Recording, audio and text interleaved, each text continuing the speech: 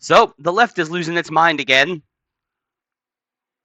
because this time, well, I mean, the left is always losing their mind, but this time they're losing their mind because Trump quoted Napoleon.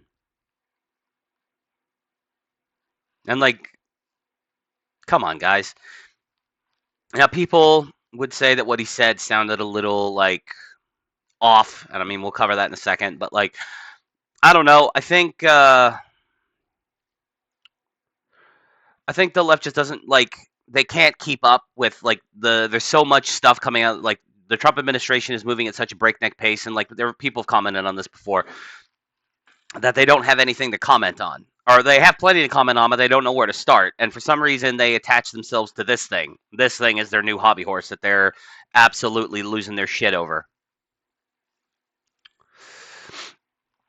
But shout out to nextgennews.org, who I've never heard of.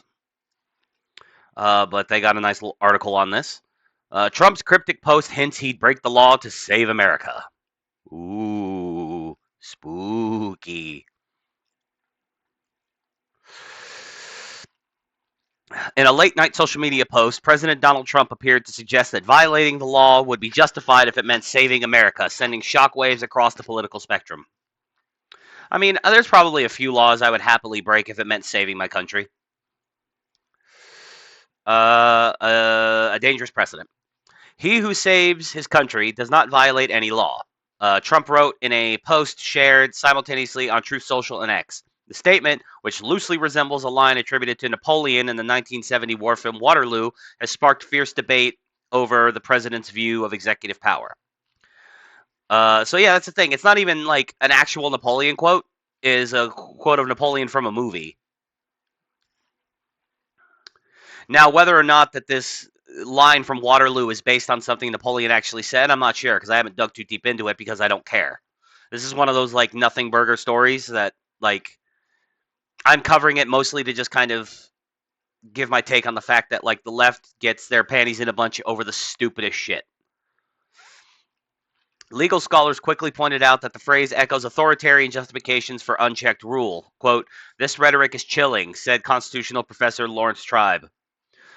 It's the kind of language historically used to rationalize despotism. I mean, is it? You know, I mean, I could see how that could potentially lead to something like that, but like at the same time, Trump hasn't actually done anything like that yet. And I mean, again, if there are laws in place that hold you back from doing the right thing, then I think it is morally justifiable to break those laws. Because law and morality are not necessarily the same thing. They often walk hand in hand, but they are two separate things, law and morality. There are certain laws that I find immoral. And that's just me. I'm sure Trump has probably, there's a few laws that Trump sees that he finds immoral. So, you know, legal battles mounting. Ooh.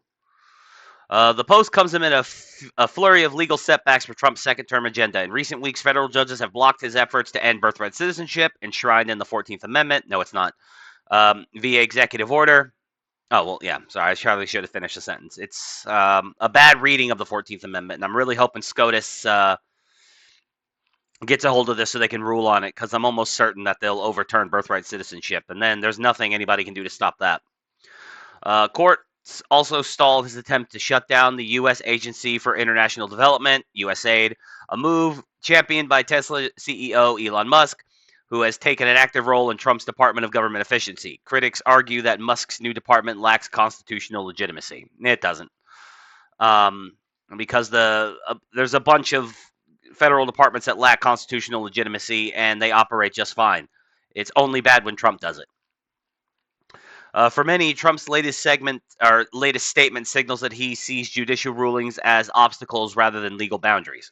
Quote, "Trump is not simply disregarding the law, he's declaring himself above it," said Rep. Jamie Raskin, Democrat, of course, a constitutional scholar and vocal Trump critic. I honestly don't understand how a Democrat can be a constitutional scholar because, like, Republicans have been bad on the Constitution in the past. I'm not necessarily defending everything they've ever done, but nobody's worse on the constitutional stuff than the Democrats. The Democrats are the parties of like, you know, trying to take like they're the party that tries to take away the Second Amendment from people. They're the party that actually actively tries to get rid of free speech. Like I like calling Jay. I don't know anything about this Jamie Raskin guy. Like maybe he genuinely was like a big constitutional scholar guy, like when he was in college and stuff. But like, he surrounds himself with people who kind of want me to call that into question. Supporters cheer, opponents sound the alarm. The reaction was swift and divided. Many on the right celebrated Trump's statement as a declaration of unwavering patriotism. Quote, Trump understands that we are in a fight for America's soul. The Constitution should serve the people, not the other way around, said former Trump advisor Stephen Miller in an interview on Newsmax. Conservative influencer Nick Sorter called Trump's post absolutely based. And it was. On the other side, Democrat lawmakers and commentators warned that such rhetoric could lead to dangerous precedents. Quote, no president is above the law, period, said Rep. Richie Torres, a Democrat from New York.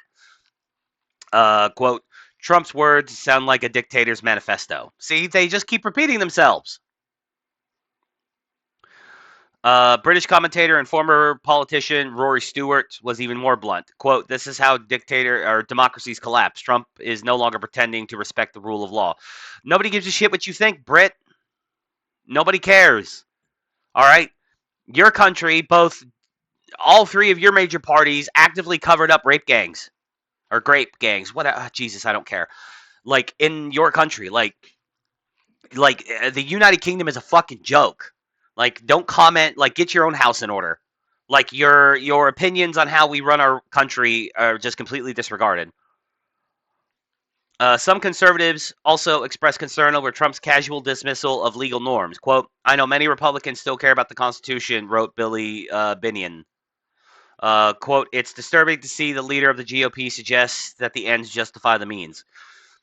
I actually am a bit of an ends justify means guy within reason. Like, there's certain things, obviously, that are beyond the pale. But, like, generally speaking, if the ends are a net good for society, then the means to get to to those ends are probably justified. Again, within reason. Within reason. You know, if the only way to save the planet was to kill a bunch of babies, then, maybe that's the most extreme fucking example you could possibly come up with. But, like, if it was something ridiculous like that, then no, the end's probably just, well, I don't know, save the whole world. See, here I am. I'm just like, well, if we're talking about saving the whole world, you kill a couple hundred babies, but you're saving a billion other babies, like, okay, so see, I walked myself into a corner there. But you get my point, is that there are certain things that are beyond the pale. And I'm happy to admit that. I can't give you an example, but like it's kind of like the old SCOTUS ruling on pornography, or a SCOTUS opinion. I can't remember which justice it was, but it's kind of like the old justice opinion on pornography. I don't know what it, or I can't define it, but I know it when I see it. Same thing. Like there are certain lines that shouldn't be crossed. I'm willing to come to terms with that, but I do think most lines, probably it's okay to cross them. What comes next? Question mark. The White House has yet to clarify Trump's meaning, leaving room for speculation. However, if his recent actions are any indication, the president is not inclined to let judicial roadblocks stand in his way. With multiple legal battles brewing and the 2026 midterms on the horizon, Trump's words and his willingness to act on them may define the next chapter of American governance. Yeah, short article.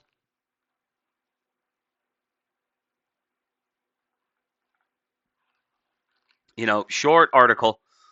But still, like I said, I wanted to cover this just because I wanted to show like the lefties. I should have pulled up like, I'm sure there are like TikToks and stuff out there, YouTube shorts I could have pulled up that show people just losing their shit over this. But like, I think you could probably find them on your own. And also, you can imagine, like, if you've been paying attention at all to the news cycle over the last few years, you know how every little thing that Trump does is the end of democracy. It's the end of the world. He is orange. He is orange mustache man. He is Satan incarnate.